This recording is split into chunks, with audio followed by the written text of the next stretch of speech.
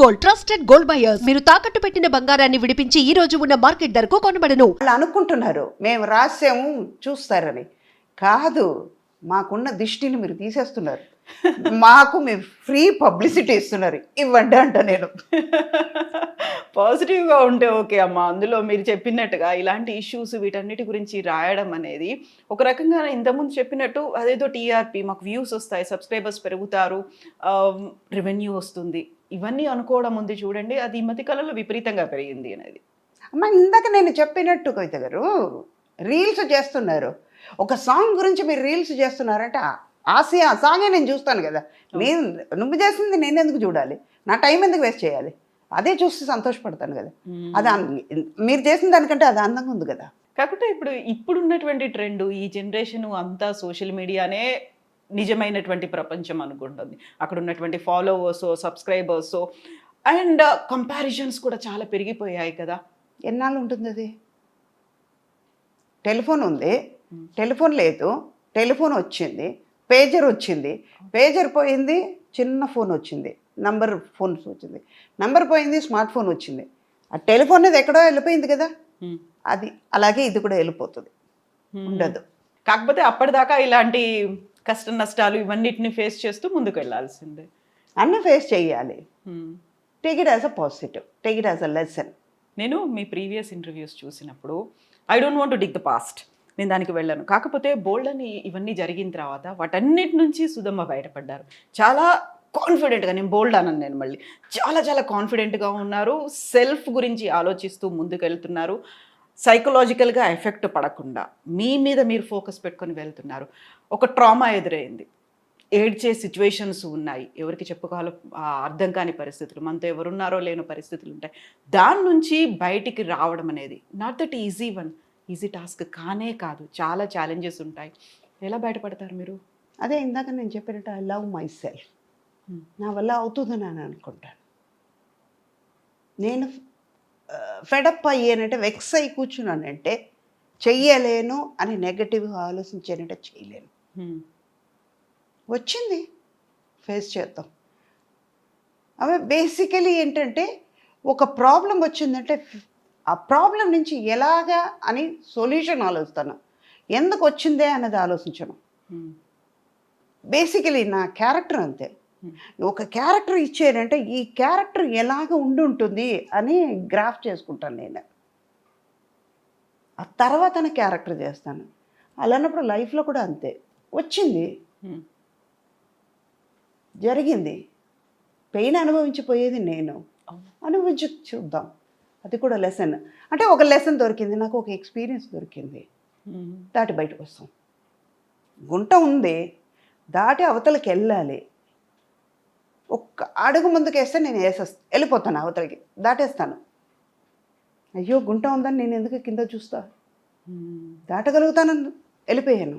అక్కడ మంచిగా ఉంది, గుంట నా వెనకాల ఉంది, వెళ్ళిపోయింది. అలా ఆలోచించి నేనే నాలో క్వశ్చన్ నేనే, ఆన్సర్ నేనే, సమాధానం నేనే చేసుకుని కంట్రోల్ చేసుకుని బయటపడ్డాను. అండ్ వన్ మోర్ థింగ్, ఇప్పుడు మా కాలం, మా మదర్ కాలం, వాళ్ళ కాలంలో చెప్తే ఒక సపోర్ట్ ఇచ్చేవాళ్ళు. ఇప్పుడు యాజ్ పర్ మై నాలెడ్జ్, నా ఎక్స్పీరియన్స్ వరకు సుధా గారికి అయిపోయిందిరా, అయిపోయింది. ఆవిడ ఇంకా ఇప్పుడు ఫేస్బుక్లో రాసిన వాళ్ళలాగానే కదా. వాడు నేను ధైర్యంగా బయటకు వచ్చి చెప్పానంటే వాళ్ళు ఇంకా రాయలేరు కదా. ఓ ఇప్పుడు బాగానే ఉంది, మన అనవసరంగా రాశారు వీళ్ళు. 10 మంది చదువుంటారు, అట్లీస్ట్ 5గురు చదువుతారు కదా, బాగానే ఉంది ఆవిడ, వీడికేం పోయేగాలం ఇలా రాశాడు కాకుండా ప్రతిసారి నేను బాగున్నాను అని చెప్పుకోవడం అనేది కూడా ఒక రకంగా అవసరమా అనిపిస్తుంది కదా. నేను బాగానే ఉన్నప్పుడు నాకు తెలుసు, నేను ఎందుకు మీకు చెప్పాలి బాగున్నానని? అవును కదా. You are not going to pay money for me, you are not going to save me. నా లైఫ్ అంతా నేనే తినాలి, నేనే కష్టపడాలి, నేనే చేసుకోవాలన్నప్పుడు మీరెందుకు? So true. I'm not going to feed you, you are not going to feed me. But ఒకటి లింక్ ఉంటుంది. లేనిపోయింది ఎందుకు మనం కష్టపడాలి? ఇన్నేళ్ల ఎక్స్పీరియన్స్, ఇన్ని మదర్ క్యారెక్టర్స్ చేశారు, ఎప్పుడైనా కాంపిటీషన్ ఫీల్ అయ్యారా? ఇప్పుడు వస్తున్న జనరేషన్ అంటే మీరు చాలా యంగ్ ఏజ్లోనే అమ్మ అయిపోయారు, అమ్మని చేసేసారు అందరూ, బోల్డ్ ఎంతమంది కనిపించారు. సుకన్య కావచ్చు, శరణ్య కావచ్చు, ప్రగతి, పవిత్ర, లోకేష్, ఇలాంటి వాళ్ళందరూ, సురేఖవాణి, వీళ్ళందరూ మదర్ క్యారెక్టర్స్ చేసిన వాళ్ళే అందరూ అలా కొన్ని రోజులు కనిపించారు, మళ్ళీ కొన్ని రోజులు కనిపించలేదు, ఎదురు చూస్తూ ఉన్నారు. సో అలాంటప్పుడు మీకు ఏమనిపిస్తుంది? ఇంతమంది కనిపిస్తున్నారు, అందరూ మదర్ క్యారెక్టర్స్, అందరూ మళ్ళీ చాలా చాలా గ్లామరస్గా ఉంటారు. మీ కళ్ళకి వాళ్ళు గ్లామర్గా కనిపిస్తున్నారు అంతే. హా. నాకు గ్లామర్గా లేదు. ఒక సురేఖవాణి, ఒక హేమ, ఒక ప్రగతి, వాళ్ళు అంతే. సుధాకున్న రికార్డు లేదు కదమ్మా. సుధా 43 years ఇంకా స్టెబిలిటీ కరెక్ట్గా ఉన్నాను. సుధా రికార్డులో ఎన్ని పిక్చర్లు చేశాను, ఎన్ని హిట్ పిక్చర్లు చేశాను, ఎంత పెద్ద పెద్ద హీరోస్తో చేశాను, పెద్ద పెద్ద డైరెక్టర్స్తో వర్క్ చేశాను. ఇప్పుడు ఉన్న వాళ్ళు ఒక మించిపోతే ఒక 10 పిక్చర్లు చెప్పుకుంటున్నారు. నేను 1000 పిక్చర్లు చేయగలిగాను. చాలా ఎత్తుకుని చెప్తా. 4-5 లాంగ్వేజ్ చేశాను. ఇప్పుడు ఎంతమంది చేస్తున్నారు? వాళ్ళు కూడా బతకాలి కదా. నేను స్పేస్ ఇస్తే కదా వాళ్ళు వచ్చేది. అందుకే సరే, అది కూడా పాజిటివ్గా ఓకేలే, స్పేస్ ఇచ్చాం, వాళ్ళు చేస్తున్నారు, వాళ్ళు ఉన్నారు కదా లోకల్లో, బతకాలి కదా. నేనే 10 రూపాయలకు తినాలి, నేనే కడుపు నిండా తినాలి, నేనే బిర్యానీ తినాలంటే ఎలా? వాళ్ళకు కూడా ఉండాలి కదా. అందుకే మీరు పులిహోర తింటే వాళ్ళకి. నాకు ఇష్టమైన పులిహోర నేను తింటా, మీకు ఇష్టమైన బిర్యానీ మీరు తినండి. ఇంతమంది హీరోలకి అమ్మగా చేశారు. మహేష్ బాబు చేశారు, ఎన్టీఆర్ చేశారు, రామ్ చరణ్, అల్లు అర్జున్, వాట్ నాట్. ఇప్పుడు ఉన్నటువంటి యంగ్ హీరోలు ఈ జనరేషన్ అందరికీ చేశారు. ఎప్పుడైనా అరే అనిపించిందా? నాకు అది మళ్ళీ మళ్ళీ అరిగిపోయిన రికార్డులాగా I love myself, I love my profession. ఒక చిన్న విషయం చేసినా కూడా మంచి దాని మీద అంత లవ్తో చేస్తాను, అంత ప్రేమించి చేస్తాను అన్నమాట. ఇష్టంగా చేస్తాను. అందువల్ల అది నెగటివ్గా రానివ్వను కదా. అది ఎంత అందంగా ఉంది కదా అనుకుంటాను. అయ్యో నువ్వు చదువుగలుగుతావు సుధా, అద్దంలో నేనే చూసి నేను అప్రిషియేట్ చేసుకుంటాను. ఇందాక మీరు గమనించుంటే తెలుస్తుంది, వెరీ బిగినింగ్ మీరు అందంగా ఉంటారు అనగానే తీసుకున్నారు. అర్థమైందా? అలాంటి మనిషి నేను. అందుకే ఏది నాకు పెద్దగా అనిపించదు. Take it easy policy. కూల్గా ఉంటాను, టెన్షన్ తీసుకోను, చల్తా అలాగే. అప్పుడు అన్ని సూపర్ హిట్ మూవీస్లో మీరు యాక్ట్ చేశారు, సూపర్ కలెక్షన్స్ ఇవన్నీ వచ్చాయి.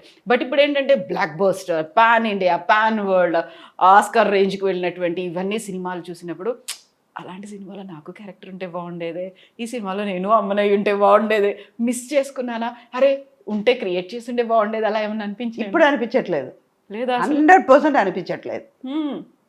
మనం చేస్తాం కదా.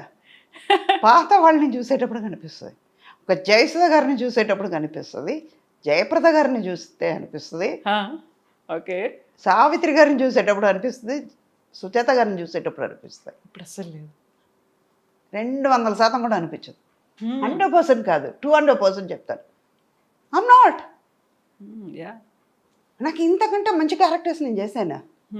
ఆమె చెప్పుకోవచ్చు, మన్మధుడు చెప్పుకోవచ్చు, నువ్వు లేక నేను అలాంటి క్యారెక్టర్ నేను చేసిన తర్వాత గ్యాంగ్ లీడర్ చేశాను. అలాంటప్పుడు నేను ఎందుకు ఇప్పుడు ఉన్నది నేను కంపేర్ చేసుకోవడం? వీళ్ళెవరు నాకు పోటీ కూడా కాదు. వాళ్ళ ఏజ్, వాళ్ళ క్యారెక్టర్ ఇప్పుడు ఉన్నది అంతే. సుధా ఫుల్ ఫ్లెడ్జ్గా క్యారెక్టర్స్ చేశాను. నా కోసం అని కొన్ని క్యారెక్టర్స్ ఇచ్చే డైరెక్టర్స్తో వర్క్ చేశాను. అలాంటప్పుడు నేను వీళ్ళందరినీ ఎవరిని పోటీ కాదు, రాలేరు. పోటీ సుధా అంటే సుధాకు మాత్రమే పోటీ, రీప్లేస్ సార్. అంతే, ఆల్టర్నేటివ్ రీప్లేస్మెంట్లు అసలు ఏమీ లేవు. ఇంకా సుధా లేరా, ఓకేలే అని వెయిట్ చేస్తూ ఉంటారు. కానీ సీనియర్ ఎన్టీఆర్ గారితో చేశారు, జూనియర్ ఎన్టీఆర్ గారితో కూడా చేశారు. ఆ మెమరీస్ అనేవి ఎలా ఉంటాయి అసలు? ఆ ఫ్యామిలీలో అందరితోనూ వర్క్ చేశాను. బాలకృష్ణ గారితో చేశారు. అంటే ఇది ఏంటంటే అక్కడ సీనియర్ లేదు, జూనియర్ లేదు, అందరితోనూ వర్క్ చేస్తాం అన్నది అక్కడ. అలా ఫ్యామిలీ అంటే ఇప్పుడు ఎన్టీఆర్ గారి ఫ్యామిలీతో చేశారు, చిరంజీవి గారి ఫ్యామిలీతో చేశారు, అండ్ నాగార్జున గారి ఫ్యామిలీతో చేశారు. ఇలా ఫ్యామిలీ జనరేషన్ లక్కీగా ఇప్పుడు కొంచెం తగ్గింది కాబట్టి, లేకపోతే ఇప్పుడు కూడా అంటే మనకి రోజు బిర్యానీ పెడితే బోర్ కొడుతుంది కదా, అందుకే సుధా కాకుండా ఇంకో వాళ్ళు తీసుకొచ్చి పెడదాం కొన్నాళ్ళకి చూద్దాం. అదే 2 రోజులు బిర్యానీ తిందాం, ఆ. 3వ రోజు ఆటోమేటిక్గా పెసరట్టుకి వెళ్తాం, 3వ రోజు ఉప్మాకి, 4వ రోజు ఉప్మాకి వెళ్దాం. 2 రోజులు పెసరట్టు అయిపోయింది. అలాగే ఇది కూడా. ఓకే, కొన్ని చేంజెస్ ఉంటాయి అన్అవాయిడబుల్ గా. అంటే నిన్న కట్టుకునే శారీ మళ్ళీ ఇవాళ కట్టలేము, అదే కలర్ శారీ కట్టలేము. అవును, మనకే అనిపిస్తుంది ఇదే కలర్ రేపు కూడా కడితే నిన్ననే కదా కట్టాం, మళ్ళీ ఇదే కలర్ ఎందుకు, మనకే అనిపించేటప్పుడు మన చూసేవాళ్ళకి ఎలా ఉంటుంది.